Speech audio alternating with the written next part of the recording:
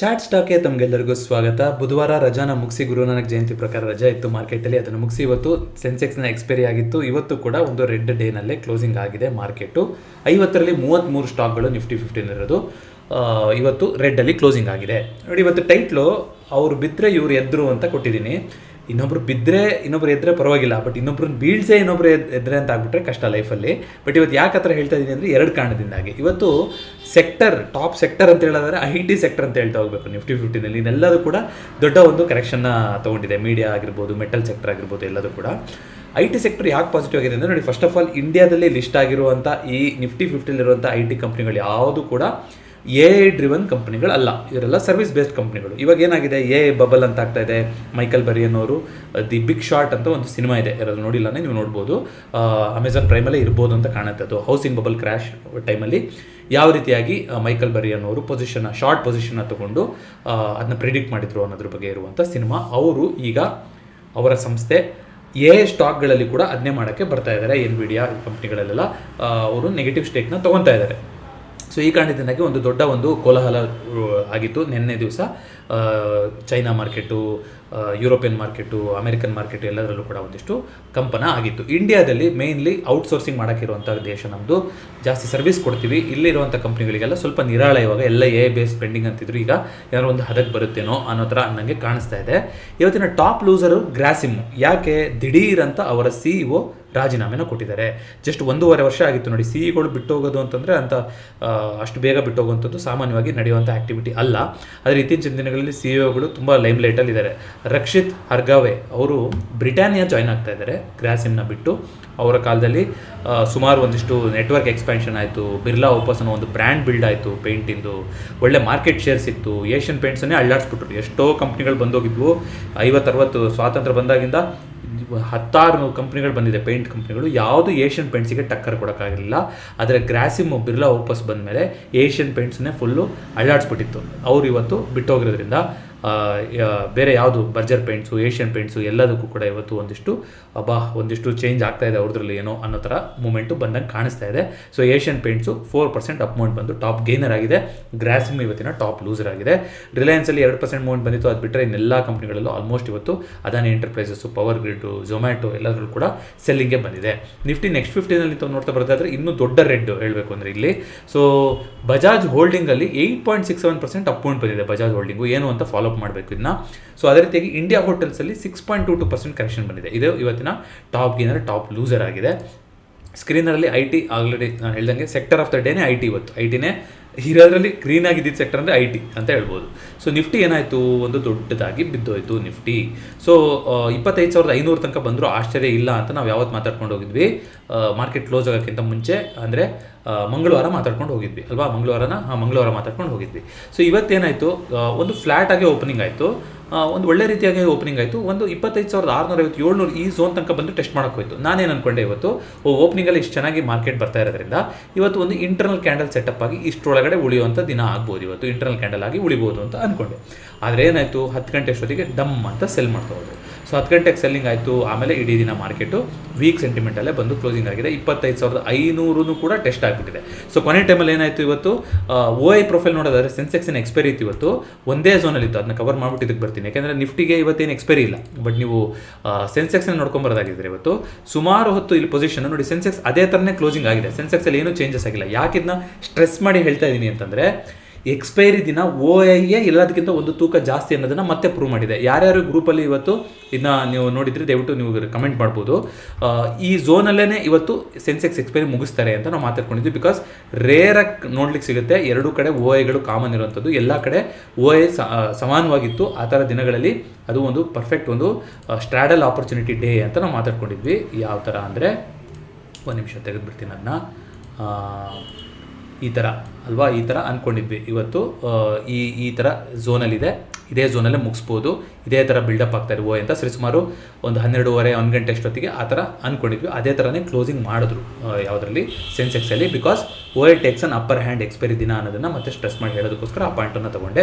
So Sensex ಅದೇ ಝೋನಲ್ಲೇ open ಆಗಿದೆ, ಒಂದು ಸೈಡ್ ವೈಸಲ್ಲೇ ಕ್ಲೋಸಿಂಗ್ ಆಗಿದೆ. ಆದರೆ ನಿಫ್ಟಿನಲ್ಲಿ ಜಾಸ್ತಿ ಒಂದು ಸೆಲ್ಲಿಂಗ್ ಬಂದಿದೆ. ಇವತ್ತು ಎಕ್ಸ್ಪೈರಿ ಕೂಡ ಏನೂ ಇರಲಿಲ್ಲ ನಿಫ್ಟಿನಲ್ಲಿ. ಹಾಗಾದರೆ ಏನು ಸೆನ್ಸೆಕ್ಸಲ್ಲಿರೋ ಕಂಪ್ನಿ ನಿಫ್ಟಿಲಿಲ್ವಾ ಅಂದರೆ ಹೌದು, ಅಲ್ಲಿ 30 ಕಂಪ್ನಿಗಳು, ಇಲ್ಲಿ 50 ಕಂಪ್ನಿಗಳಲ್ವಾ. ಸೊ ಇಲ್ಲೊಂದು 20 ಕಂಪ್ನಿಗಳು ಜಾಸ್ತಿ ಇದೆ. ಹಾಗಾಗಿ ಅದರಲ್ಲಿ ಸೆಲ್ಲಿಂಗ್ ಬಂದಿದ್ರೆ ಅದು ಕಾಂಟ್ರಿಬ್ಯೂಟ್ ಮಾಡಿರುತ್ತೆ ನಿಫ್ಟಿ ಸೆಲ್ಲಿಂಗಿಗೆ.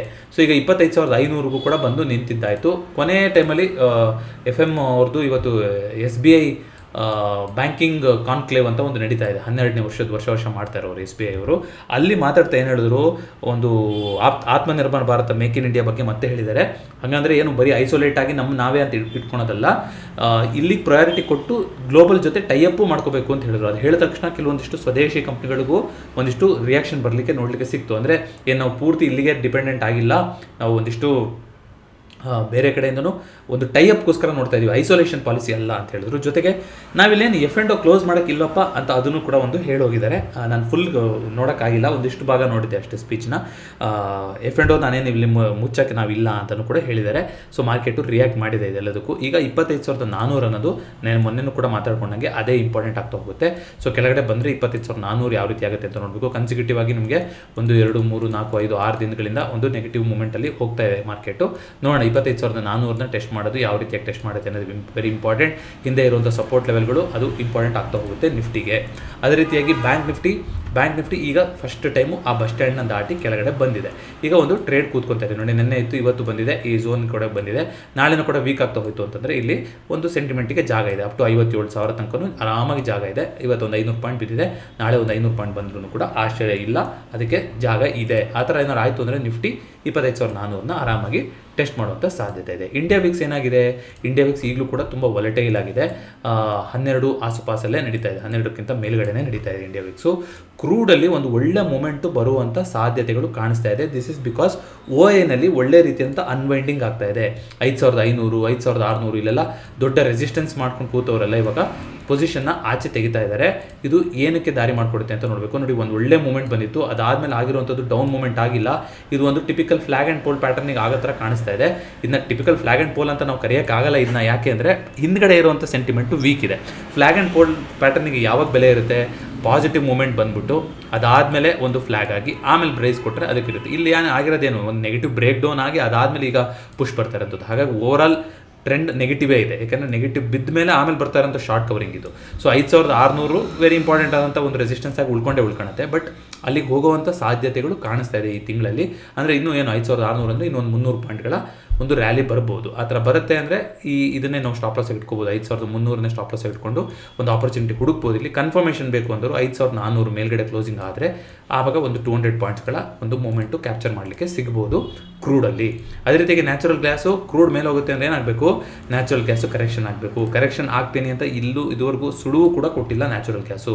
ಹಾಗಾಗಿ ಮೇಲ್ಗಡೆ ಹೋಗೋದನ್ನ ಹಿಡಿಯೋಕ್ಕೆ ಹೋಗಬಾರ್ದು. ಎಲ್ಲಿ ತನಕ ಹೋಗ್ತಾ ಇರಲಿ. 400ರಲ್ಲಿ ನೆಕ್ಸ್ಟ್ ರೆಸಿಸ್ಟೆನ್ಸು ಕಾಣಿಸ್ತಾ ಇದೆ.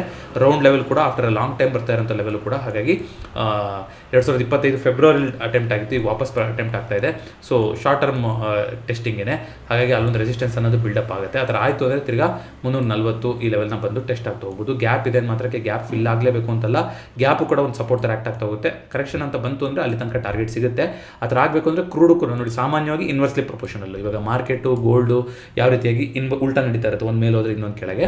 ಕ್ರೂಡು ನ್ಯಾಚುರಲ್ ಗ್ಯಾಸು ಆ ಥರ ನಡೆಯುತ್ತೆ. ಸೊ ಕ್ರೂಡ್ ಮೇಲೆ ಹೋಯ್ತು ಅಂದರೆ ನ್ಯಾಚುರಲ್ ಗ್ಯಾಸ್ ಕೆಳಗಡೆ ಬರುತ್ತೆ. ಸೊ ಕ್ರೂಡ್ ಏನಾದ್ರು ಈ ಲೆವೆಲ್ನ ಬ್ರೇಕ್ ಆಗಕ್ಕೆ ಹೋಯಿತು ಅಂತಂದರೆ ಆಗ ನ್ಯಾಚುರಲ್ ಗ್ಯಾಸಲ್ಲೂ ಕೂಡ ನಾವು ಒಂದು ಕರೆಕ್ಷನ್ನ ಎಕ್ಸ್ಪೆಕ್ಟ್ ಮಾಡ್ತಾ ಹೋಗ್ಬೋದು. ಕಾಪರು ಅದೇ ಝೋನಲ್ಲಿ ನಡೀತಾ ಇದೆ, ಇನ್ನೂ ಕೂಡ ಒಂದು ಇಂಟರ್ನಲ್ ಕ್ಯಾಂಡಲ್ ಸೆಟಪ್ಪಲ್ಲೇ ನಡೀತಾ ಇದೆ. 1000 ಝೋನ್ ಆಗಿರುತ್ತೆ ಇಂಡಿಯನ್ ಲೆವೆಲ್ ನೋಡೋದಾದರೆ.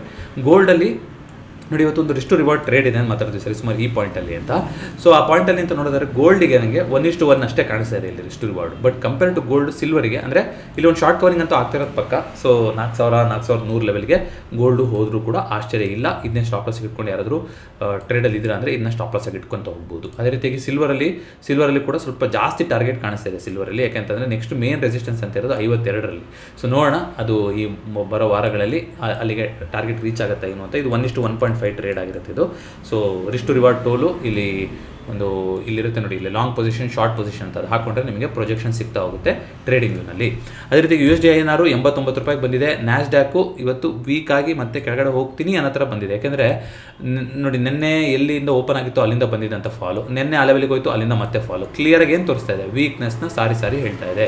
ಸೊ ಇಲ್ಲಿ ಒಂದು ದೊಡ್ಡ ರೆಸಿಸ್ಟೆನ್ಸ್ ಲೆವೆಲ್ ಕ್ರಿಯೇಟ್ ಆಗಿದೆ ನ್ಯಾಸ್ಡ್ಯಾಕಲ್ಲಿ. ನೋಡೋಣ ನ್ಯಾಸ್ಡ್ಯಾಕ್ ಇವತ್ತು ಯಾವ ರೀತಿಯಾಗಿ ರಿಯಾಕ್ಟ್ ಮಾಡುತ್ತೆ ಅಂತ. ಡೈಲಿ ಕ್ಯಾಂಡಲ್ ನೋಡೋದಾದ್ರೆ ಈಗಲೂ ಕೂಡ ತುಂಬ ಮೇಲ್ಗಡೆ ಇದೀವಿ, ಆಲ್ಮೋಸ್ಟ್ ಆಲ್ ಟೈಮ್ ಹೈಯಲ್ಲೇ ಇದೆ ಇದು. ಸೊ ಈಗಷ್ಟೇ ಬರ್ತಾ ಇರೋಂಥ ಕರೆಕ್ಷನ್ಗಳು, ಇಲ್ಲೂ ಕೂಡ ಎಲ್ಲ ಗ್ಯಾಪ್ಗಳೆಲ್ಲ ಇದೆ. ನೋಡೋಣ ವಾಪಸ್ ಕೆಳಗಡೆ ಬರುತ್ತಾ ನ್ಯಾಸ್ಡ್ಯಾಕು 24,900 ಈ ಲೆವೆಲ್ಗೆಲ್ಲ ಬಂದು ಟೆಸ್ಟ್ ಆಗುತ್ತೆ ಏನು ಕತೆ ಅನ್ನೋದನ್ನ ನೋಡ್ತಾ ಹೋಗಬೇಕು. ಪ್ರೀ ಮಾರ್ಕೆಟ್ ಸೆಷನ್ ಇಷ್ಟೊತ್ತಿಗೆ ಆಲ್ರೆಡಿ ಓಪನ್ ಆಗಿರಬೇಕು. ನೋಡೋಣ. US ಅಲ್ಲಿ ಇವಾಗ ಟೈಮ್ ಝೋನ್ ಲೇಟ್ ಅಲ್ವಾ. ಸೊ ನೋಡಿ, ಡೌ ಜೋನ್ಸು ಇವಾಗ ಡೌ ಜೋನ್ಸ್ ಫ್ಯೂಚರ್ಸು ಪಾಸಿಟಿವ್ ಆಗೇ ಇದೆ ಇವತ್ತು. ಏನು ಬೆಳವಣಿಗೆ ಕಾಣಿಸ್ತಾ ಇಲ್ಲ ಸದ್ಯಕ್ಕೆ. ನೋಡೋಣ ಏನು ಚೇಂಜಸ್ ಆಗುತ್ತೆ ಅಂತ. ಅದನ್ನು ಹೊರತುಪಡಿಸಿ ನ್ಯೂಸ್ ಅಂತ ನೋಡ್ತಾ ಬರೋದಾದರೆ, ಬಿಹಾರ್ ಎಲೆಕ್ಷನ್ ಶುರುವಾಗಿದೆ. ತುಂಬ ಕ್ರಿಟಿಕಲ್ ಇವೆಂಟ್ ಆ ಮಾರ್ಕೆಟಿಗೆ, ಹಾಗೇನಿಲ್ಲ. ಆದರೆ ಒಂದು ದಿಕ್ಸೂಚಿನೇ ಶುರು ಮಾಡ್ಕೊಳ್ತಾ ಹೋಗುತ್ತೆ. ಸೊ ನೋಡೋಣ ಯಾವ ರೀತಿಯಾಗಿ ರಿಸಲ್ಟ್ಸ್ ಬರುತ್ತೆ ಏನು ಕತೆ ಅಂತ. ಮ್ಯಾನ್ಕೈಂಡ್ ಫಾರ್ಮಾದಲ್ಲಿ Q2 ರಿಸಲ್ಟ್ಸ್ ಬಂದಿದೆ, ಪ್ರಾಫಿಟ್ಟು ಬಿದ್ದಿದೆ ಅಂತ ಬಂದಿದೆ. ಜೊತೆಗೆ ಪಾಲಿಸಿ ಬಜಾರಿಗೆ ಇವತ್ತೊಂದು ನ್ಯೂಸ್ ಬರ್ತಾಯಿತ್ತು. ಈ ಹೆಲ್ತ್ ಇನ್ಶೂರೆನ್ಸ್ ಕಂಪ್ನಿಗಳು, ಜನರಲ್ ಇನ್ಶೂರೆನ್ಸ್ ಕಂಪ್ನಿಗಳು ಅವರೆಲ್ಲ ಕಮಿಷನ್ ಕೊಡ್ತಾರಲ್ಲ, ಆ ಕಮಿಷನ್ನ ತೆಗೆದು ಹಾಕೋಕ್ಕೆ ಯೋಚನೆ ಮಾಡ್ತಾ ಇದ್ದಾರೆ ಅಂತ. ಯಾಕಂದರೆ GST ಆದಮೇಲೆ ಅವರಿಗೆ ಒಂದಿಷ್ಟು ಇನ್ಕಮ್ ಅನ್ನೋದಕ್ಕಿಂತ ಅವ್ರದ್ದು ಬ್ಯಾಲೆನ್ಸ್ ಶೀಟಲ್ಲೆಲ್ಲ ವ್ಯತ್ಯಾಸ ಆಗಿರುತ್ತೆ. ಈಗ ಈ ಕಮಿಷನ್ ಕೊಡೋಕ್ಕಾಗೋದಿಲ್ಲ. ಈಗ ಹೊಸ ಪಾಲಿಸಿಗಳಿಗೆ ಹೇಗಿದ್ರು ನಾವು GST ರೇಟ್ ಬರ್ತಾ ಇರಲ್ಲ, ಇನ್ನು ರೆವೆನ್ಯೂ ಕಮ್ಮಿ ಆಗಿರುತ್ತೆ. ಸೊ ಈಗ ಇನ್ಶೂರೆನ್ಸ್ ಬೆಲೆ ಕೂಡ ಕಮ್ಮಿ ಮಾಡಿದ್ದಾರೆ. ಸೊ ಆ ಕಾರಣದಿಂದಾಗಿ ಪಾಲಿಸಿ ಬಜಾರ್ಗಳಿಗೆ ಕೊಡೋದಿಲ್ಲ ಇನ್ಮೇಲಿಂದ. 18% ಏನೋ ಕಮಿಷನ್ ಇತ್ತಂತೆ ಅವರಿಗೆ, ಅದನ್ನ ನಿಲ್ಲಿಸ್ತೀವಿ ಅಂತ ಹೇಳಿದ್ದಾರೆ. ಹಾಗಾಗಿ ಇವತ್ತು 5-6% ಕರೆಕ್ಷನ್ ಆಗಿತ್ತು ಪಾಲಿಸಿ ಬಜಾರು. ಅದೇ ರೀತಿಗೆ ಆ್ಯಬ್ ಇಂಡಿಯಾ ರಿಸಲ್ಟು ಚೆನ್ನಾಗಿ ಬಂದಿದೆ. ಮಾರ್ಕೆಟ್ ಎಕ್ಸ್ಪೆಕ್ಟೇಷನ್ ಹೆಚ್ಚು, ಅದನ್ನ ಬೀಟ್ ಮಾಡಿದೆ. ಜೊತೆಗೆ ಇಂಡಿಗೋ ಪೇಂಟಿಂದು 11% ಪ್ರಾಫಿಟ್ ಚೆನ್ನಾಗಿ ಬಂದಿದೆ. ಜೊತೆಗೆ ಇವತ್ತು ಗ್ರಾಸಿಮಿನ್ ರಿಸಲ್ಟ್ಸ್ ಕೂಡ ಬಂದಿದೆ. NHPCದು ಕೂಡ ಪ್ರಾಫಿಟು 13% ಜಾಸ್ತಿ ಆಗಿದೆ. ಈ ಎಲ್ಲ ಕಂಪ್ನಿಗಳು ಕೂಡ ಪಾಸಿಟಿವ್ ಆಗಿತ್ತು ಇವತ್ತು ರಿಸಲ್ಟ್ ಬಂದಿದ್ದಕ್ಕೆ. ಸೊ ಅದನ್ನು ಬಿಟ್ಟು ಅಂತ ನಾವು ನೋಡ್ತಾ ಬರೋದಾದರೆ, ಬಜಾಜ್ ಹೌಸಿಂಗ್ ಫೈನಾನ್ಸಿಂದು ಯಾಕೆ ಬಂದಿರೋದು ಅಂದರೆ ಮೊಮೆಂಟು, ಅವ್ರದ್ದು Q2 ರಿಸಲ್ಟ್ಸ್ ಬಂದಿದೆ. Q2 ರಿಸಲ್ಟ್ಸಲ್ಲಿ 18% growth ಪ್ರಾಫಿಟಲ್ಲಿ. ಸೊ ಈ ಕಾರಣದಿಂದಾಗಿ Bajaj housing finance, but Bajaj housing finance ಅಲ್ಲ, ಇದು ಬಜಾಜ್ ಹೋಲ್ಡಿಂಗ್ ಕಂಪನಿ ಇದು. ಬಟ್ ಹೌಸಿಂಗ್ ಫೈನಾನ್ಸ್ ಹೋಯ್ತಾ ಅಂತ ಇವಾಗ ಆಚೆ ಹೋಯ್ತಾ ಅಥವಾ Nifty 50ಗೆ ಬಂತ ಮರ್ತೋಗಿದೆ ನನಗೆ. Bajaj housing finance I think Nifty next 50 ಆಚೆ ಹೋಯ್ತು ಅನಿಸುತ್ತೆ. So check ಮಾಡಬೇಕನ್ನ. ಸೊ ಅದರಲ್ಲಿ ಇವತ್ತು 18% ರಿಸಲ್ಟ್ ಬಂದಿದೆ. ಇದು ಬಜಾಜ್ ಹೋಲ್ಡಿಂಗ್ ಅಲ್ವಾ, ಇದು ಬಜಾಜ್ ಹೋಲ್ಡಿಂಗ್ ಆ್ಯಂಡ್ ಇನ್ವೆಸ್ಟ್ಮೆಂಟ್, ಅದು ಬಜಾಜ್ ಹೌಸಿಂಗ್ ಫೈನಾನ್ಸ್, ಅದು ಬೇರೆ ಕಂಪನಿ. ಅದೇ ರೀತಿಯಾಗಿ ಸುಮಾರು ಕಂಪ್ನಿಗಳ ರಿಸಲ್ಟ್ಸ್ ಇತ್ತು, ನಾನು ಟ್ರ್ಯಾಕ್ ಮಾಡೋಕ್ಕಾಗಿಲ್ಲ. ಇವ್ರದ್ದೆಲ್ಲ ಯಾರ್ದು UPL ಆ ಕಂಪ್ನಿಗೆಲ್ಲ ಏನಂತ ಹೇಳಿದ್ದಾರೆ, ಇವಾಗ ಕೆಮಿಕಲ್ ಸೆಕ್ಟರ್ ರಿಸಲ್ಟ್ಸ್ಗಳಿತ್ತು ಇವತ್ತು. ದೀಪಕ್ ನೈಟ್ರೇಟ್ ಅವ್ರದ್ದೆಲ್ಲ ಇತ್ತು, ಫಾಲೋ ಅಪ್ ಮಾಡಬೇಕು. ಕೆಲವೊಂದು ಮಾರ್ಕೆಟ್ ಅವರ್ಸ್ ಆದಮೇಲೂ ಕೂಡ ಬಂದಿರೋದಿರುತ್ತೆ. ನಿನ್ನೆನೂ ಕೂಡ ಒಂದಿಷ್ಟು ಕಂಪ್ನಿಗಳ ರಿಸಲ್ಟ್ ಇತ್ತು. UPL ಅಲ್ಲಿ ಇವಾಗ ಅಪ್ಗ್ರೇಡ್ನ ಕೊಟ್ಟಿದ್ದಾರೆ, ಗೈಡೆನ್ಸ್ನ ರೈಸ್ ಮಾಡಿದ್ದಾರೆ. ಹೀಗಾಗಿ ಇವತ್ತು ಸ್ವಲ್ಪ ಪಾಸಿಟಿವ್ ಆಗಿತ್ತು. Zydus life science Q2 profit ಬಂದಿದೆ. ಇಯರ್ ಆನ್ ಇಯರ್ ಬೇಸಿಸಲ್ಲಿ 39% ಅಮೌಂಟ್ ಬಂದಿದೆ. ಅದೇ ರೀತಿಯಾಗಿ ಇನ್ಯಾವುದು ಓಯೋದವ್ರದ್ದು ನಾನು ಮೊನ್ನೆ ನಿಮಗೆ ಹೇಳಿದ್ದೆ, ಅವ್ರೇನೋ ಎಕ್ಸ್ಟೆಂಡ್ ಮಾಡ್ತಾ ಇದ್ದಾರೆ ಡೇಟ್ನ 7ನೇ ತಾರೀಕು ತನಕ ಅಂತ. ಇವಾಗ ವಾಪಸ್ಸೇ ತೊಗೊಂಡ್ಬಿಟ್ಟಿದ್ದಾರೆ. ಬೋನಸ್ ಕೊಡೋದು ಅದೇನಿತ್ತಲ್ಲ, ಇದನ್ನೇ ವಾಪಸ್ ತೊಗೊಂಡ್ಬಿಟ್ಟಿದ್ದಾರೆ. ಇವಾಗ ಮಾಡ್ತಾ ಇಲ್ವಂತೆ, ಅದು ಶೇರ್ ಹೋಲ್ಡರ್ಸಿಂದ ಅಷ್ಟು ಪಾಸಿಟಿವ್ ರೆಸ್ಪಾನ್ಸ್ ಬಂದಿಲ್ಲ ಅಂತ ವಾಪಸ್ ತೊಗೊಂಡಿದ್ದಾರೆ ಅಂತ ಹೇಳಿದ್ದಾರೆ. ಜೊತೆಗೆ ಇನ್ಯಾವುದು ಅದೇ ಎಲೆಕ್ಷನ್ದು ನೋಡೋಣ, ಇನ್ನು ಫಸ್ಟ್ ಫೇಸಲ್ಲಿದೆ, ಯಾವ ರೀತಿಯಾಗಿ ಏನಾಗುತ್ತೆ ಅಂತ. ಜೊತೆಗೆ ಸಿಂಫೋನಿದು, ಬ್ಲೂ ಸ್ಟಾರ್ದು ಕೆಲವೊಂದು AC ಕಂಪ್ನಿಗಳದ್ದೆಲ್ಲ ಬಂದಿತ್ತು ರಿಸಲ್ಟ್ಸು. ಒಂದಿಷ್ಟು ಪ್ರಾಫಿಟ್ ಚೆನ್ನಾಗಿ ಬಂದಿಲ್ಲ. EBITDA ಅಂತೂ 70% ಬಿದ್ದೋಗಿದೆ ಅಂತ ಬಂದಿದೆ ಬ್ಲೂ ಸ್ಟಾರ್ದೆಲ್ಲ. ಸೊ 6% ಏನೋ ಇವತ್ತು ಬಿದ್ದೋಗಿತ್ತು ಅನ್ಸುತ್ತೆ, ಫಾಲ್ ಆಗಿತ್ತು. ಯಾಕೆಂದರೆ ರೆವೆನ್ಯೂ ಗೈಡೆನ್ಸು ಕೂಡ ಮ್ಯಾನೇಜ್ಮೆಂಟ್ ಅವರು ಚೆನ್ನಾಗಿ ಕೊಟ್ಟಿಲ್ಲ. ನೋಡಿ, ಎಲ್ಲ ವೆದರ್ ಮೇಲೆ ಡಿಪೆಂಡ್ ಆಗಿರುತ್ತೆ. ಆ ಕಡೆ ಎಲ್ಲ ತುಂಬ ಸ್ಮಾಗು ಡೆಲ್ಲಿಲೆಲ್ಲ ಸಿಕ್ಕಾಪಟ್ಟೆ ಆಗೋಗಿದೆ. ಇಲ್ಲಿ ಬೆಂಗಳೂರಲ್ಲಿ ಏನು AC ಬೇಕಾಗಲ್ಲ, ಯಾವಾಗಲೂ AC ಚೆನ್ನಾಗೇ ಇರುತ್ತೆ ಇಲ್ಲಿ. ಸೊ ನೋಡೋಣ ಅದು ಯಾರಾಗುತ್ತೆ ಅಂತ. ಜೊತೆಗೆ SBI ಇವತ್ತು ಕಾನ್ಕ್ಲೇವಲ್ಲಿ ಹೇಳಿದ್ದು ಒಂದು ಇಂಪಾರ್ಟೆಂಟ್ ಟರ್ಮ್ ಏನಂದರೆ, 100 ಬಿಲಿಯನ್ ಮಾರ್ಕೆಟ್ ಕ್ಯಾಪಿಗೆ ಸೇರುವಂಥ ಬಿಸ್ನೆಸ್ ಆಗಿದೆ SBI ಇವಾಗ. ಸೊ ಅದು ಒಂದು ಹಿರಿಮೆ ಸಿಕ್ಕಿದೆ SBIಗೆ. ಓಲಾ ಎಲೆಕ್ಟ್ರಿಕ್ದು ರಿಸಲ್ಟ್ಸ್ ಇತ್ತು ಇವತ್ತು. ರೆವೆನ್ಯೂ 43% ಡೌನ್ ಆಗಿದೆ. ಓಲಾ ಎಲೆಕ್ಟ್ರಿಕ್ ಅಂದಾಗ ನೆನಪಾಯಿತು, ಏಥರ್ ಅವರು ಅವ್ರದ್ದು ಶೇರ್ ಹೋಲ್ಡರ್ ಲಾಕಿನ್ ಪೀರಿಯಡ್ ಏನಿತ್ತಲ್ಲ ಅದು ಮುಗಿದಿದೆ ಇವತ್ತು. ಹಾಗಾಗಿ ಒಂದಿಷ್ಟು ಜನ ಸೆಲ್ ಮಾಡ್ಕೊಂಡಿದ್ದಾರೆ. ಸೊ ಸೆಲ್ ಮಾಡಿದಾಗ ಒಂದು 5-6% ಕರೆಕ್ಷನ್ ಆಗಿತ್ತು ಇವತ್ತು ಏಥರ್ ಎನರ್ಜಿ. ಜೊತೆಗೆ ಮಹೀಂದ್ರ ಆ್ಯಂಡ್ ಮಹೀಂದ್ರ ಅವರು RBL ಬ್ಯಾಂಕಲ್ಲಿ ಸ್ಟೇಕ್ ಇತ್ತು, ಆ RBL ಬ್ಯಾಂಕಿನ ಸ್ಟೇಕನ್ನು ಅವರು ಸೆಲ್ ಮಾಡಿದ್ದಾರೆ ಇವತ್ತು.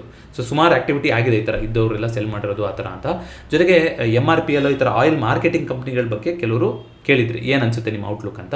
ಸ್ಪೆಸಿಫಿಕ್ ಆಗಿ MRPL ಅಂತ ಹೇಳ್ತಾ ಇಲ್ಲ, IOC ಆಗಿರ್ಬೋದು, BPCL ಆಗಿರ್ಬೋದು, ಯಾರು ಕ್ರೂಡನ್ನು ಕೊಂಡ್ಕೊಂಡು ಮಾರ್ಕೆಟ್ ಮಾಡ್ತಾರೆ, ಅಂದರೆ ಇಲ್ಲಿ ನಮ್ಗೆ ಎಷ್ಟು ಮಾಡ್ತಿದ್ದಾರೆ, $103 ಮಾರ್ತಾ ಇದ್ದಾರೆ. $70 ಹೋಗಲಿ ಕ್ರೂಡು, $60 ಹೋಗಲಿ, $1 ಕೂಡ ಆಚೆ ಈಚೆ ಆಗ್ತಾ ಇಲ್ವಾ, ಇವರೆಲ್ಲ ಏನು ಮಾಡ್ತಾರೆ, ಚೆನ್ನಾಗಿ ಲಾಭನೇ ಮಾಡ್ತಾ ಇದ್ದಾರೆ. ಸೊ ಕೆಲವೊಂದಿಷ್ಟು ಬ್ರೋಕರೇಜ್ ಕಂಪ್ನಿಗಳು ಕೂಡ ಇವರಿಗೆ ಪಾಸಿಟಿವ್ ಔಟ್ಲುಕ್ಕನ್ನೇ ಕೊಟ್ಟಿದ್ದಾರೆ. ಯಾವಾಗ ಈ ಕಂಪ್ನಿಗಳಿಗೆ ಹೊಡೆತ ಬೀಳುತ್ತೆ, ಇನ್ ಕೇಸ್ ಕ್ರೂಡಲ್ಲಿ ಏನಾದರೂ ಶಾರ್ಪ್ ಆಗಿ ರೈಸ್ ಆಯಿತು ಅಂದರೆ ಆವಾಗ ಇವ್ರಿಗೆ ಹೊಡೆತ ಬೀಳುತ್ತೆ. ಬಟ್ ಲಾಸ್ಟ್ 2-3 ಕ್ವಾರ್ಟರಿಂದ ಇವರು ಸಖತ್ತಾಗೆ ಇವರು ಲಾಭನ ಮಾಡಿಟ್ಟಿದ್ದಾರೆ ಆಯಿತಾ. ಯಾಕೆಂದರೆ ಇವರಿಗೆ ಕ್ರೂಡು $60 ಸಿಗ್ತಾ ಇದೆ. ಎಷ್ಟು ದಿನ ಆಯಿತು, 60ಕ್ಕಿಂತ ಕೆಳಗೆ ಬಂದು ಕ್ರೂಡು, ಸೊ ಅಲ್ಲೇ ನಡೀತಾ ಇದೆ. ಬಟ್ ಈ ಕಂಪ್ನಿಗಳು ಮಾತ್ರ $102-103 ಇಲ್ಲಿ ಮಾರ್ತಾ ಇದ್ದಾರೆ, ಆಯಿಲ್ ಮಾರ್ಕೆಟಿಂಗ್ ಕಂಪ್ನಿಗಳು. ಸೊ ಚೆನ್ನಾಗೇ ಲಾಭ ಮಾಡ್ತಾ ಇದ್ದಾರೆ. ಸೊ ಯಾರಾದರೂ ಹೋಲ್ಡಿಂಗಲ್ಲಿ ಇದೆ ಅಂದರೆ ನೀವು ಕಂಟಿನ್ಯೂ ಮಾಡ್ಬೋದು, ಬಟ್ ನಾಟ್ ರೆಕಮೆಂಡೆಡ್. ಏನು ಬೈಯಿಂಗ್ ರೆಕಮೆಂಡೇಷನ್ ಅಲ್ಲ, ಬಟ್ ಹೇಳ್ತಾ ಇದ್ದೀನಿ ಅಷ್ಟೇ. ಸೊ ಅದೇ ರೀತಿಯಾಗಿ ಇನ್ನೂ ಸ್ಪೆಸಿಫಿಕ್ ನ್ಯೂಸ್ ಅಂದರೆ ಹಿಂಡಾಲ್ಕೋದು ಇವತ್ತು ರಿಸಲ್ಟ್ಸ್ ಚೆನ್ನಾಗಿ ಬಂದಿಲ್ಲ.